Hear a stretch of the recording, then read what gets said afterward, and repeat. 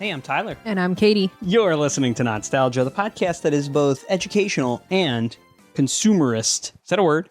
What do you say? Pro-buy stuff. Unregulatedly capitalist. The podcast that's both educational and nakedly capitalist and consumerist at the same time. So, Kate, have you ever seen...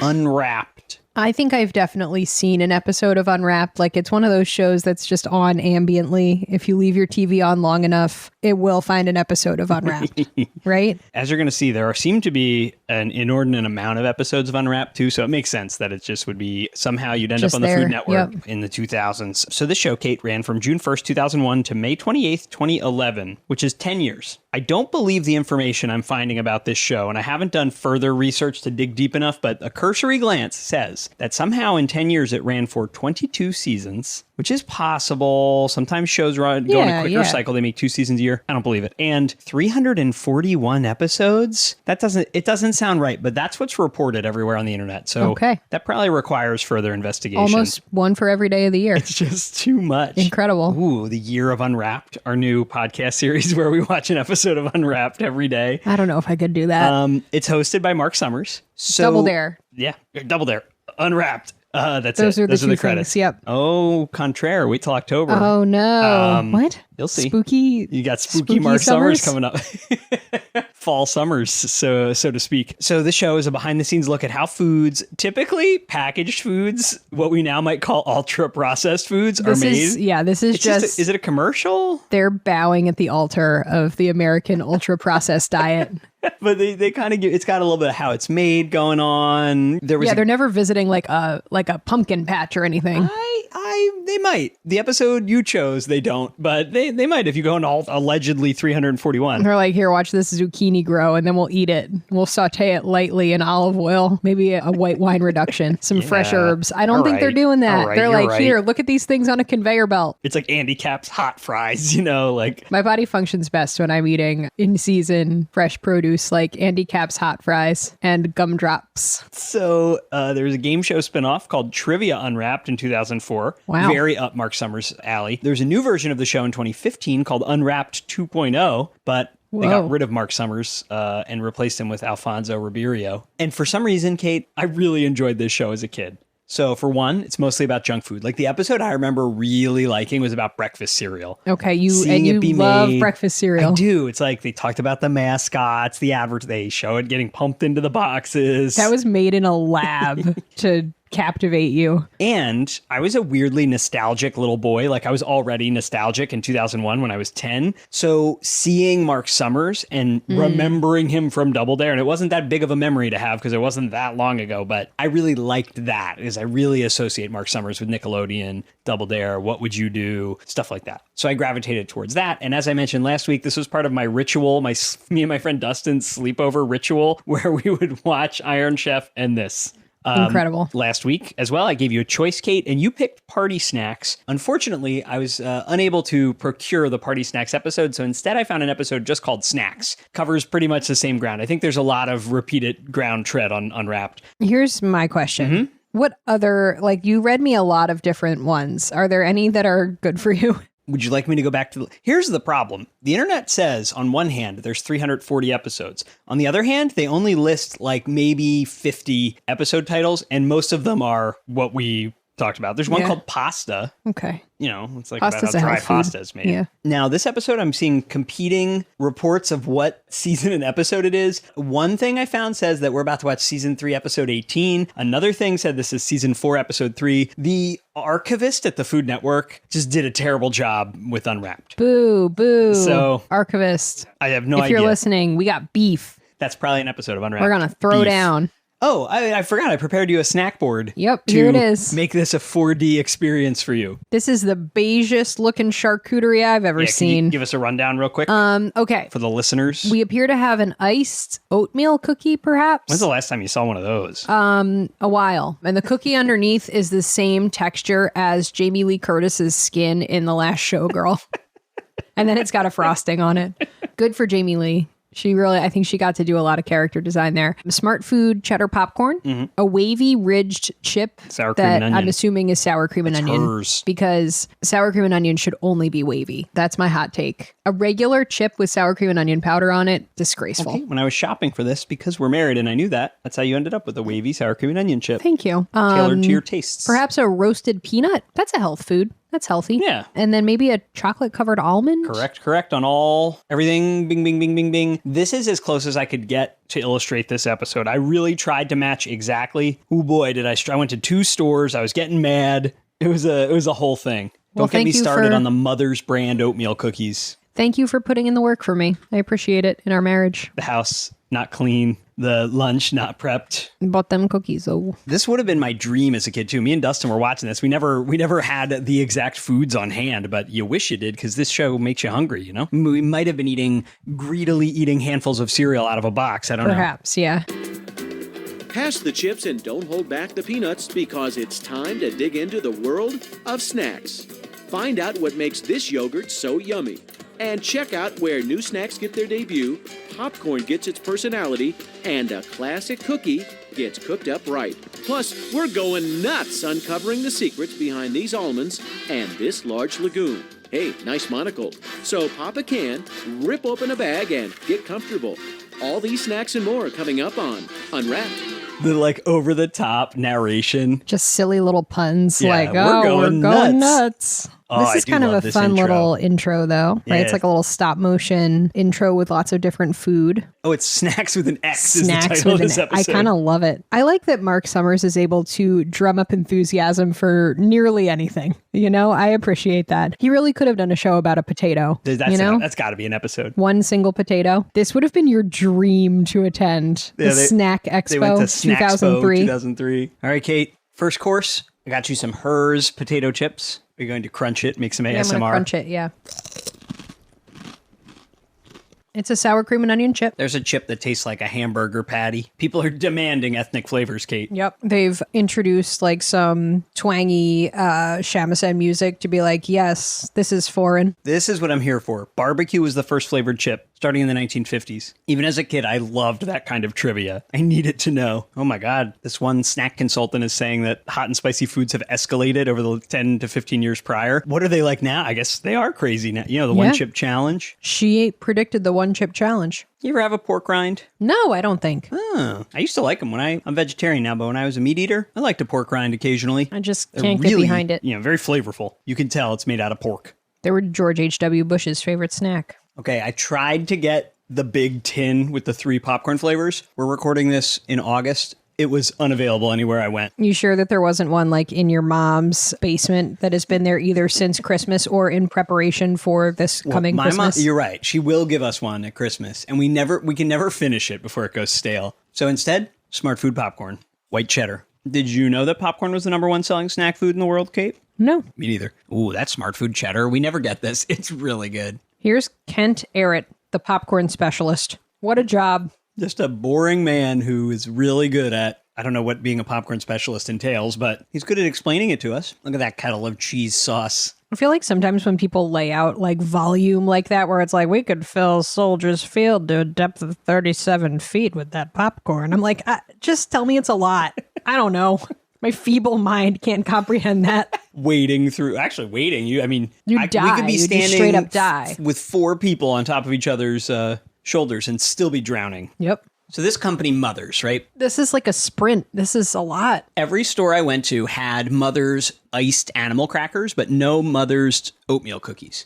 Luckily, Giant had a store brand version. I do love an oatmeal cookie, not gonna lie. The man they just interviewed, his credit came up as cookie specialist.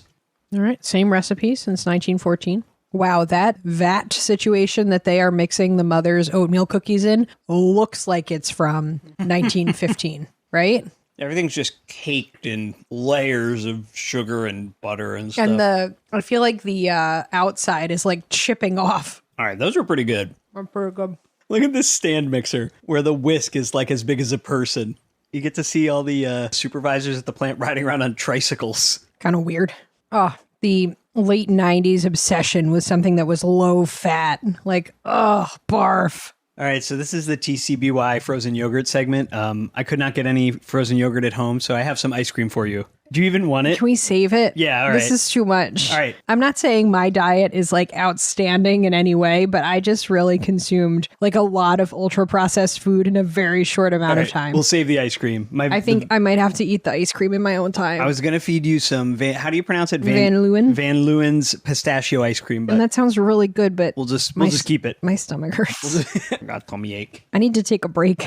Oh boy. Wow, low fat. Ugh. He's really hammering it home. It's just like, how did any of us make it out of the 90s at all this with is any 2003. semblance? They're still going strong. Oh, how did any of us make it out with any semblance of like normal food consumption, normal body image, normal non-disordered anything? eating? Yeah. Yeah, it's like, oh, if eating a chip every once in a while is too much of an indulgence, here, have this flavorless, air-filled ice cream treat. Even worse, it's not like it is tasty. It's just because it's You're just like, oh, loaded it's with low sugar. fat. It's just full of sugar. Like Don't it's make not yourself. any better for you. And here it is, like topped with all these toppings Yeah. too. Wow. TCBY stands for This Can't Be Yogurt. Just fill the vat. This is very, a good depiction of a frozen yogurt shop. All the employees are like 12. It's covered in M&Ms. There's a lady going, it's better than getting a hot fudge sundae while she's feeding her daughter just a frozen yogurt absolutely covered in M&Ms. Guys, it's okay to have a treat once in a while. Tell that to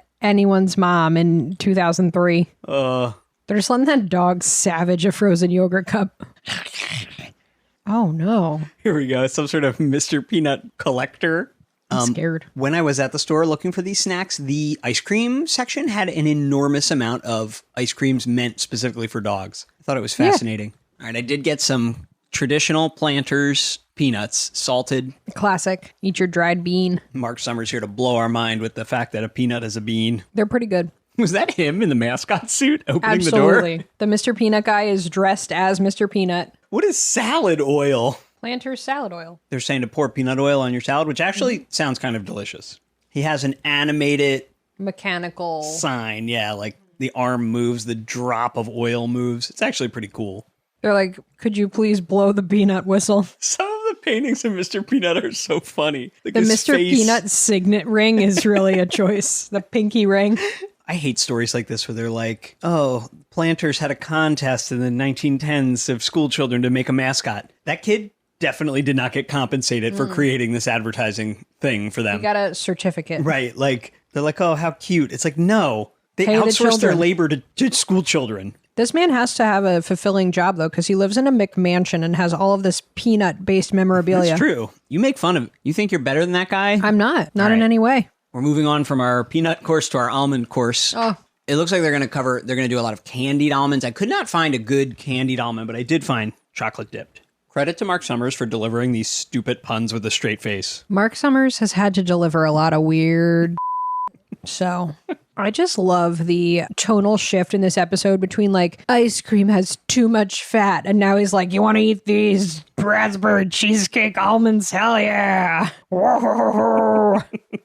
I would love to use the mechanical shaker that they just used to shake that tree. I just would love to shake an almond tree with it. I would pay money to be able to do it. See, that's the magic of this show, Kate. You get to just watch stuff like that, you know? Why is this shot so tilted? Haven't you noticed a lot of the interviews are a little crooked? It's very early 2000s, like documentary style. That one was extra, but they've been doing it a lot. The pralinator feels like something that James Bond would have to escape, like in a James You're going Bond to be turned movie. into a praline man. I'm going to coat you with boiling sugar. That is some red 40 if I've ever seen it. Yep. Those raspberry almonds. Look, Mark Summers' table at this fake diner set looks just like ours right now, covered in all the snacks from today's episode.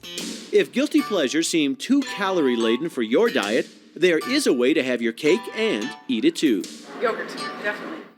At TCBY, they've discovered that frozen yogurt is a favorite filler for everything from soft serve cones to frozen confections.